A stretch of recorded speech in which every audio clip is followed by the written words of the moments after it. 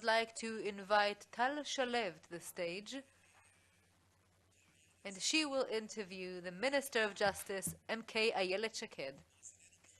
To our listeners from abroad, you should know about Minister Shaked, that she served as an education officer in the Golani division. She has an BSc and MSc in electricity in computer science. She is married to a combat pilot and the mother of two.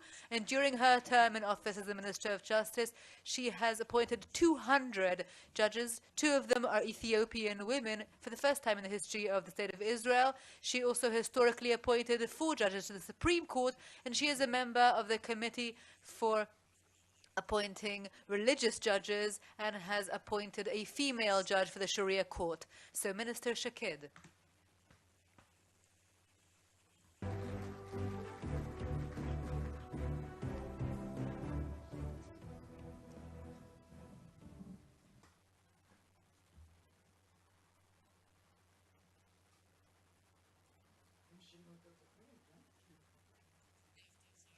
Good evening, Minister of Justice. How are you? Very well, thank you. Good evening, one and all. Of all the titles and the feminist things that have been said, they failed to mention that you're also the only female cabinet member. And we want to focus some of our time, the brief time we have available to us, on the decisions and some of what's happened over the last few days around the cabinet and around that cabinet resolution on Kalkilia. I would like to begin with that. You were in a cabinet meeting held in September, and you actually claim that this decision was done behind your backs. But other ministers are sitting and saying that this decision on Kalkilia was made during that cabinet meeting, so we're very confused. First of all, there definitely have been 2 meetings. During those meetings, we talked about several plans. By the way, Minister Bennett and myself objected to the entire concept at the time. We thought that it was not the right thing to do for many reasons, but I won't go into it now. I am so tired of this discussion already, and if you want to, the Prime Minister can simply publish the protocols of the minutes. It's not secret or anything. It's things that have been talked about, and we'll all understand. But in general, the plan of sticks and carrots was shown and introduced, and we talked about laundering construction. I'm a Minister of Justice, and also the legal advisor of the government also found it problematic, and we talked about rule of law. We're not going to impose the law, and I wanted to ask you, what is this index? How does this index actually measure and quantify the results? But I'd like to understand where it came from. And what we're saying is that we're not going to impose the law, enforce the law. We're going to make the enforcement of the law lesser option, but we didn't talk about new construction. But even if we don't focus specifically on the matter of Kalkilia, the entire plan of sticks and carrots, I want to ask a question in general. Let's say that we don't even talk about any distribution, any partition, any giving of territories. We're only talking about maintaining the status quo. The Palestinians have natural growth, so they have needs that we have an interest to promote. So where does it come? Where does this objection come from to this plan of the Minister of Defense and the civil administration of the sticks and carrots? Well, let me just put things in order. Judea and Samaria are divided into A, B, and C. In C, there's full Israeli control. In A and B, the Palestinians construct whatever they want, however much they want. They don't need our approval. In C area, there are 450,000 Israelis. In area C, the number of Palestinians is not exactly known. It's somewhere between 100 and 200,000. Some people say different numbers. And what we're saying is that it's impossible to have a situation whereby there are many more Israelis, and the Israelis only get 1,000 units, and the Palestinians get dozens of thousands. And we're only talking about C area. So that's just inconceivable. Therefore, we're saying, okay, if we want to build as many as that, so let's have it for both sides. And I want to tell you that in area B and area A, they do whatever they want anyway. And we must say that most of Judea and Samaria is not even populated. When I ask people what is the percentage of constructed area in Judea and Samaria, do you know what the percentage is that is constructed in Judea and Samaria? Yes, you're right, 5%. So we can build a lot more in A and B. There's no reason to build in C, at least for the PA. the Minister of Finance sat here and said that right now there is huge pressure on Israel to get into some sort of negotiation. Does this pressure you in the Jewish home in Habayit HaYehudi? Do you think you were embarking upon a peace process? No, we're not nervous about a peace process. I think that if people want to sit down and talk, if we want to talk with the Palestinians, it's completely possible. We can do it, but we keep saying the whole time, we keep getting hit by it every week, that the PA has incitement, and we want them to change their textbooks. We want them to change the names of streets that are named after terrorists. We want them to change this ethos of adoring terrorists and murderers, and it's not happening. And we saw it just now when Hadass Malka of blessed memory was murdered. The Palestinian mother was very happy and very proud of her murderer son. And until that changes, and until the PA stops paying so much money to terrorists, the more people you kill, the more money you get. And it's completely inconceivable when you want to make peace with one another. And if, let's say, that President Trump really does exert pressure, we know that President Trump is a little different than President Obama. He exerts pressure from different directions, and his impact here in Israel is also different. So last time there was pressure on Netanyahu in this matter, he tried to create a broader government. He tried to have more people join the government. Do you think that is something that could happen soon? Because right now there is already a lot of discomfort in the right wing because of the limited construction approved. So how do you see that sort of snowballing in the next few weeks? Well, it's very difficult to make political projections and predictions. I think in that matter it's also very difficult to be a prophet. But the coalition currently is very stable. In the media, they always talk about the conflicts and the disagreements and the contentions, but in daily affairs, we are working very well together. It's a right-wing coalition. It's very homogeneous, and I don't think there's anyone in the coalition that has an interest in changing that. At the end of the day, the Prime Minister is the Prime Minister, and if he decides to change the composition of the coalition, he's welcome to do that. But I personally think that it's a good coalition, that we're doing many things that are very significant in it, every minister in their own ministry, things that maybe are less interesting to the media, less interesting to the public in the daily discourse, but are very, very impacting. And I can't tell you about exactly what's happening in every minister because I'm hurrying to go to the legal advisor's son's wedding. But let's talk about something else. Okay, so let's move on. We're talking about leaking. A lot of things that are leaked from the cabinet, but one of the things that have been leaked is the crisis in electricity in Gaza and Israel's decision to meet the PA's request and to cut down in the supply of electricity. It's happening these days. Do you think that this is really the step that Israel should be taking? So many things are happening, so many things are being asked by the PA. Do you think that this thing that can really heat up the area, is this the request that we really should be saying yes to?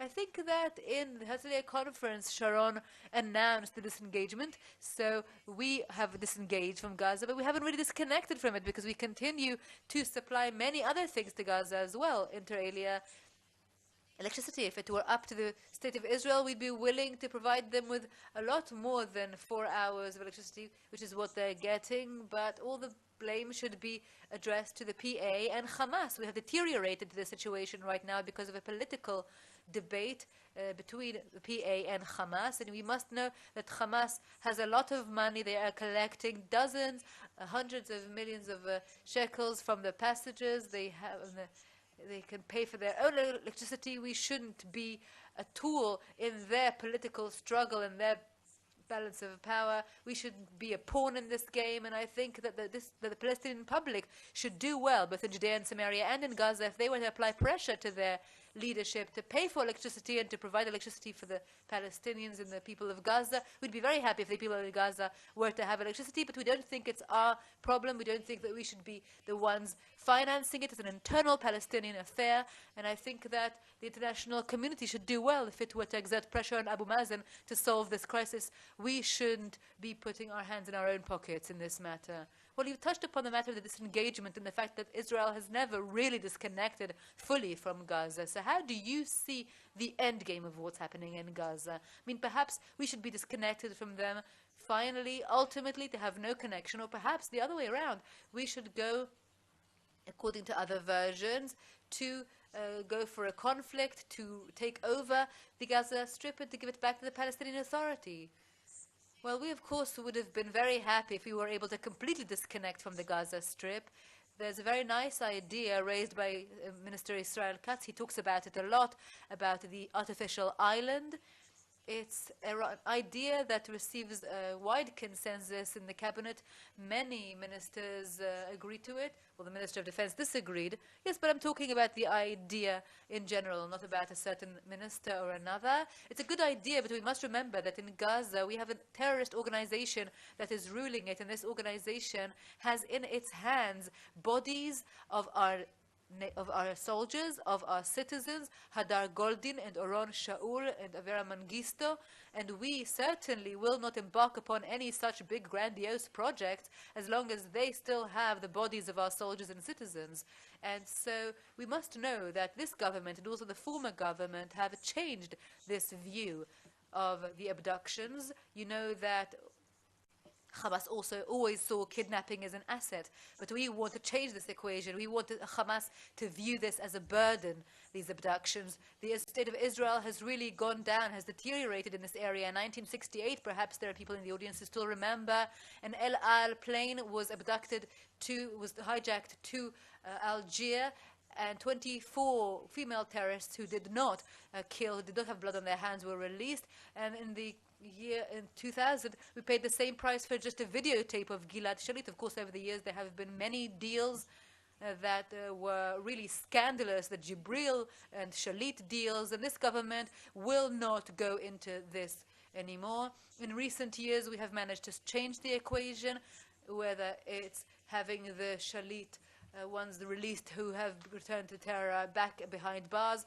whether it's laws being passed, both myself and Elkin have passed such laws, whether it's resolutions reached by the cabinet in order to make it harder for the Hamas. So we are lowering the conditions according to the Geneva Charter, and this is going to go in the next few weeks. We're going to have family visitation lesson. We're not going to allow Hamas senior officials visit Israel for medical reasons and other reasons. The state of Israel is trying to change the equation thanks to the noble families, Shaul and Goldin, who really understand that if we were to release masses of murderers, that will not serve any purpose. And I think that is really part of this interest, to show Hamas that as long as they have our soldiers, they will not get anything. But if they were to willingly improve the conditions, rehabilitate the Gaza Strip, after this saga is all behind us, it will be possible, certainly with this artificial island, for example. So you're talking about the artificial island, and I want to focus on that because we know it's an idea that, according to some of the cabinet members, really is very much supported. You yourself can definitely like it, but it also comes across the politics. How much politics is there in these discussions? I'm not asking you to reveal, but to what degree is politics really a component in this strategic discussion here in the State of Israel? Well, I would like to tell you that 99% of the discussions are not leaked. The majority is not leaked and not talked about. Most of the discussions are very matter of fact. The ministers in the cabinet are very intelligent. Each one has a different outlook, and it's very nice to see, and it's good that we don't all have a single voice and a single perspective. But all in all, I must tell you that as a minister and as a cabinet member over the last 2 years, the discussions are very serious, very deep. We don't have enough time. Each minister has an entire ministry, an entire governmental office on their shoulders, and we put in several hours a week into this. But I must tell you that most of the discussions are very matter of fact. Do you support the Minister of Defense's suggestion that the cabinet members should undergo polygraph tests? Well, I think that surrounding a severe leak, there should be such tests. The Prime Minister also said enough is enough, but it's his decision. Prime Ministers over the years have objected undergoing such tests, but we will definitely support it if he decides to. Well, last year you said in this conference, you called upon Israel to support independence to the Kurds. Over the last 12 months, the administration has changed in the United States, and the Kurds have become more involved in fighting and combating Daesh, ISIS. Is the situation now better or worse, and should Israel be more active in this matter? And if so, why isn't it doing that? I think that we are facing a fascinating time in this respect. I certainly hope it's not final yet, but we're going toward a referendum in September that will be in the Kurdish part of Iraq going towards independence. I think that the Kurdish state, even despite the fact that it's definitely worth it for the Kurd. They have many people, very, very feminist, very liberal, 5 million people. They are perhaps the most feminist of nations, almost complete equality in their parliament, in their army, almost everywhere. I think it is a big interest, the interest of the international community, that a Kurdish state be established. Unfortunately, the American administration, the former one, the international community over the years have preferred Iran's and Turkey's interests over the Kurds' interest and over the Israeli interest, as I see it. And you know that now Iran wants a Shiite continuity. Iran, Iraq, Syria, all the way up to Israel, and a Kurdish state could in fact be a buffer zone and become a very important ally for the state of Israel. And therefore I think that the current US president is an extraordinary man who thinks out of the box and is not affiliated with those same Washington paradigms that we were all familiar with. And I think that the US will do well, as will the international community, if it really gives tailwind to this step. I hope that for the Kurdish people and for Israel. But aren't you worried that if we give the Kurds independence, it will give the Palestinian reason to ask for sovereignty? Well, over the years, I saw that the international community takes so much interest in the Palestinians, but not in the Kurds. So there really isn't a correlation necessarily. These are two separate topics. We can talk about one and not the other. And again, I want to say that it is an interest of the Middle East in general that a Kurdish state that is so liberal and so democratic be established in our region. And it's also the interest of the international community. Okay, let's talk a little bit, after all, we still have a few more minutes to talk a little bit about this tension there always is around your activity in the Ministry of Justice, and this concern that keeps arising in the left wing in the face of the fact that you seem to be changing the balance between Jewish and democratic, that you would be much happier if this state would be more Jewish and less democratic. And the left keep saying that your relations with the left wing, where are they going? I think that our country is Jewish and democratic, and that both of these values can certainly be together and in parallel without one overriding the other. I think that, by the way, most of Israel's citizens feel the same way over the years because of very liberal laws being passed by the Supreme Court. We feel that the democratic value has overridden the Jewish one, but it shouldn't be this way.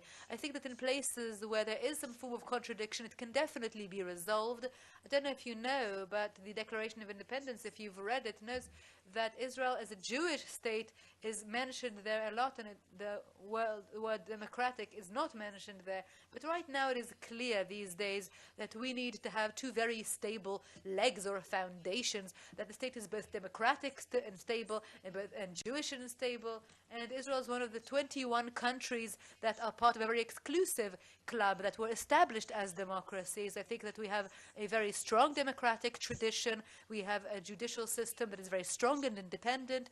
We have free media. It's alive and kicking and strong. And I don't think there is any danger that Israel will not be resilient in that area. I do strive for more balance. I feel that as the Supreme Court has gone and become more liberal and activist, and I think it should become more conservative. And by the way, that's a discussion that's also on the table in the United States. It's always on the table in the United States, and it's a discussion that is certainly legitimate and can be held.